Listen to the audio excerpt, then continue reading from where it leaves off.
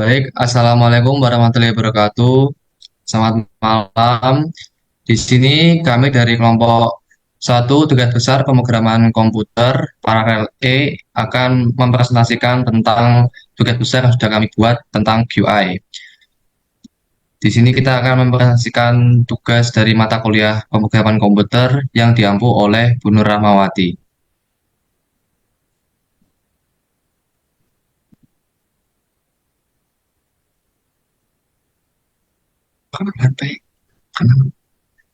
Di sini kita akan memperkenalkan anggota kelompok.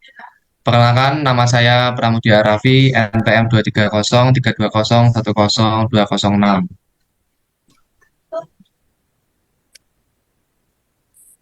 Kenalkan, nama saya Damarati Nandia Aziza, NPM 230320101995. Perkenalkan, nama saya Ade Iksawan Nugroho dengan NPM 23032010202. Perkenalkan, nama saya Muhammad Ali Fahmi dengan NPM 23032010207.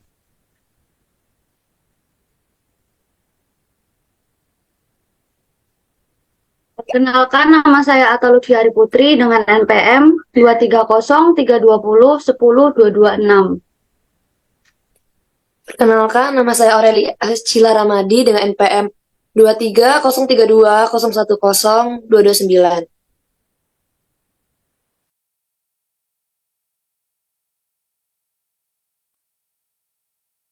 Graphical User Interface atau GUI. Graphical User Interface atau GUI adalah jenis antarmuka pengguna yang memungkinkan interaksi dengan perangkat lunak atau sistem komputer menggunakan elemen grafis seperti icon, tombol, dan jendela. GUI menyediakan cara visual untuk berinteraksi dengan komputer dan mempermudah pengguna dalam menggunakan aplikasi tanpa perlu mengetik perintah teks secara manual. GUI memanfaatkan elemen grafis seperti pointer, mouse untuk navigasi dan manipulasi objek pada layar.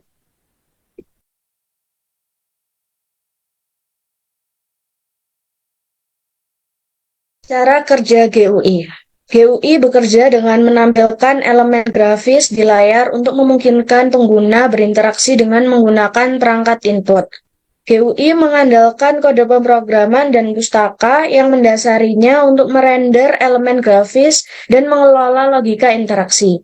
Melalui pertimbangan desain dan kegunaan yang cermat, GUI meningkatkan keterlibatan pengguna, meningkatkan efisiensi, dan membuat aplikasi perangkat lunak lebih intuitif dan ramah pengguna.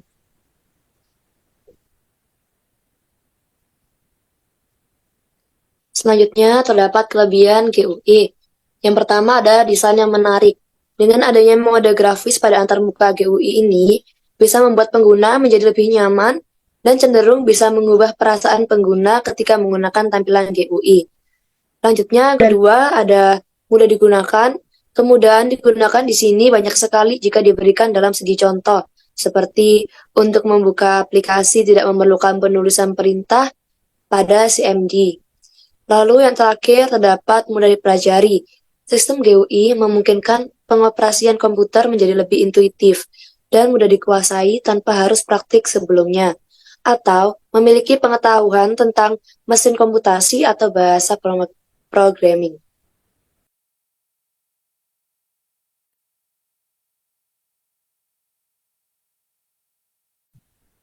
Selanjutnya, studi kasus kali ini terdapat seorang pemilik event yang mengadakan sebuah lomba. Lomba tersebut terdiri dari lomba basket dan futsal. Pemilik dari event tersebut ingin membuat lomba para pesertanya terdiri dari mahasiswa Universitas Pembangunan Nasional Veteran Jawa Timur. Sistemasi untuk mengikuti lomba tersebut, para calon peserta harus mendaftarkan diri untuk mengikuti lomba yang dipilih. Pemilik mendaftarkan diri untuk bisa mengikuti lomba yang dipilih. Pemilik event ingin membuat sistem pemrograman sederhana berbasis GUI yang dimana untuk akan dimanfaatkan sebagai tempat registrasi bagi calon pendaftar. Bantulah pemilik event membuat program sederhana yang dapat digunakan untuk menginput data dari pendaftar yang nantinya akan dimasukkan ke dalam list pendaftar agar dapat mempermudah jalannya registrasi dan data peserta yang tertera sudah benar dan sesuai dengan lomba yang dipilih.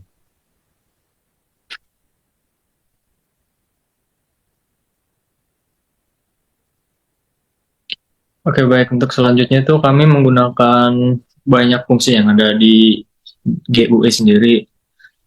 Contohnya kayak fungsi entry. Nah, fungsi entry-nya itu fungsinya buat memasukkan atau menerima input dari pengguna.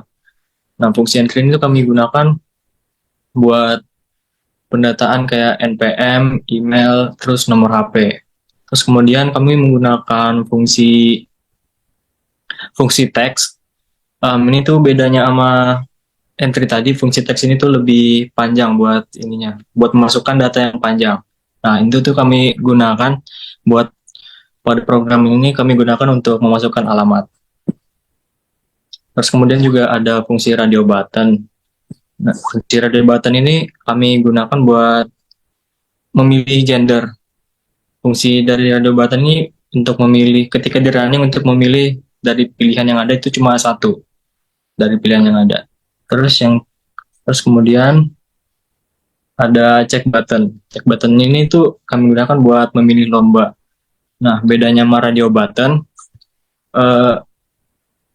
check button ini bisa memilih pilihan lebih dari satu. Jadi dia bisa ketika di running bisa memilih lomba, bisa memilih semua dari lomba yang tersebut, yaitu futsal dan basket.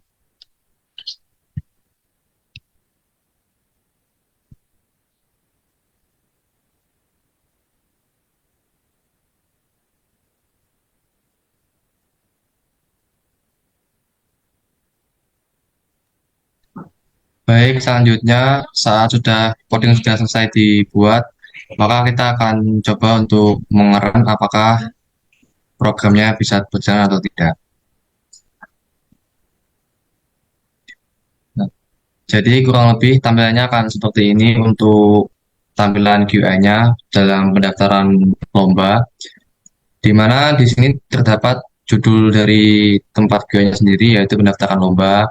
Di sini terdapat beberapa input yang perlu diisikan bagi calon pendaftar untuk mendaftarkan dirinya mengikuti lomba. Di mana beberapanya ada nama mahasiswa, NPM, jenis kelamin, alamat, email, nomor HP, dan lomba yang dipilih. Baik, langsung saja kita contohkan. Di sini, misalkan kita akan mengisi nama kita untuk mendaftarkan lomba. Misalkan kita isi, oke. Selanjutnya kita akan mengisi NPM dari mahasiswa tersebut. Sebagai contoh kita akan isikan NPM seperti ini.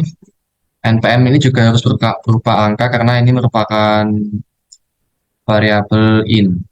Selanjutnya setelah kita masukkan NPM dan nama, ada juga kita disuruh untuk menginput jenis kelamin. Di sini saya sendiri adalah laki-laki, maka saya pilih laki-laki. Selanjutnya kita akan masukkan alamat kita yang perlu dicantumkan juga sebagai data. Di sini sudah tertera dan masukkan alamat Anda di sini.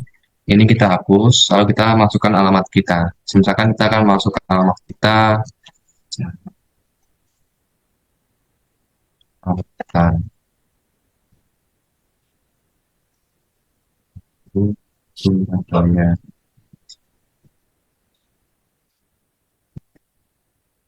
Semisal kita sudah contoh dari alamat yang sudah kita masukkan, selanjutnya kita akan memasukkan email yang juga perlu diisi di sini.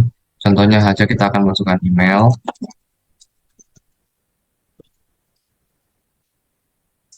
Nah, jika sudah terinput emailnya, yang selanjutnya kita akan juga memasukkan nomor HP. Sebagai contoh kita akan masukkan nomor HP, misalkan saja.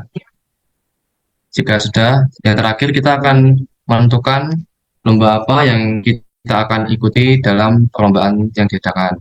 Sebagai contoh di sini saya akan mengikuti lomba futsal. Nah, setelah semua data sudah terisi, baik nama, NPM, jenis kelamin, alamat email, nomor HP, dan juga lomba, selanjutnya kita akan klik button submit yang ada di bawah ini. Langsung kita klik, maka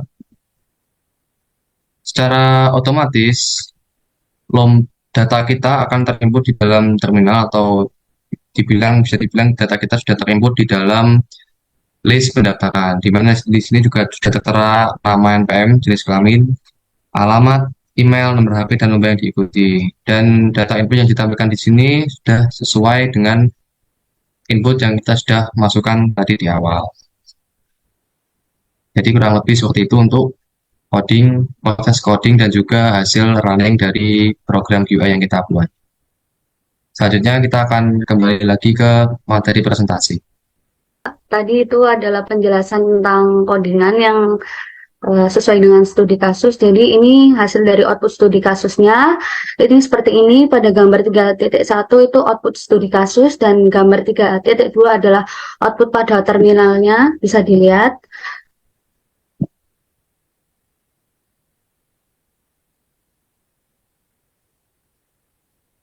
Kemudian ini ada analisa output.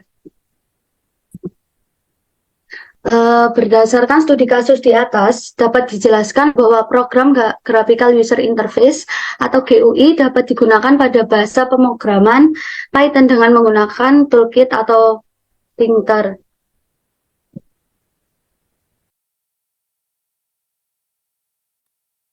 Dengan menggunakan linker pada Python, proses pembuatan program akan menjadi cepat dan mudah. Pada program yang dibuat, terdapat fungsi from linker import yang digunakan untuk mengimpor semua modul dan fungsi yang diperlukan dari pustaka linker. Kemudian terdapat fungsi nt dalam kurung 2 yang berfungsi untuk memasukkan atau menerima input dari pengguna seperti pada program yang dibuat untuk memasukkan nama mahasiswa, NPM, email, dan nomor HP.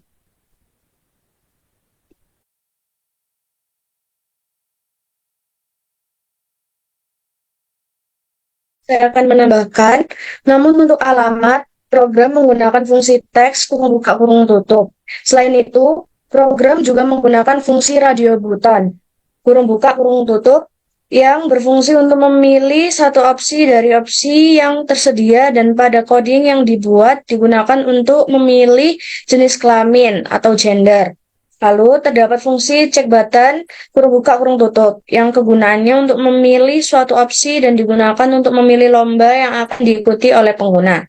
Terakhir, terdapat fungsi register, kurung buka kurung tutup, untuk mengambil data dari pengguna ketika menekan tombol submit yang hasil outputnya akan terlihat pada terminal. Oke, selanjutnya yang terakhir terdapat kesimpulan. Berdasarkan hasil analisa Graphical User Interface atau GUI dasar pada Python, didapatkan kesimpulan sebagai berikut. Yang pertama, dengan pemrograman dan coding yang sudah dituliskan dalam program, maka kita sudah mengenal Graphical User Interface atau GUI dengan baik. Lalu yang kedua, menjadi paham dan mengerti cara penggunaan Python sekaligus cara pemanggilan fungsinya. Untuk cara pemanggilan fungsi, sangat sederhana. Dengan ketik nama fungsinya, kemudian ditambah dengan tanda kurung. Fungsi yang digunakan adalah jika variabel yang digunakan sama, maka cara pemanggilan fungsinya pun juga sama. Dan yang terakhir, melalui tugas besar ini, kita mampu untuk mengimplementasikan pemahaman mengenai fungsi dalam Python. Dari studi kasus yang telah dibuat, dapat memudahkan untuk pendataan lomba. Demikian yang dapat kita sampaikan tentang Graphical User Interface atau GUI. Kurang lebihnya mohon maaf. Terima kasih.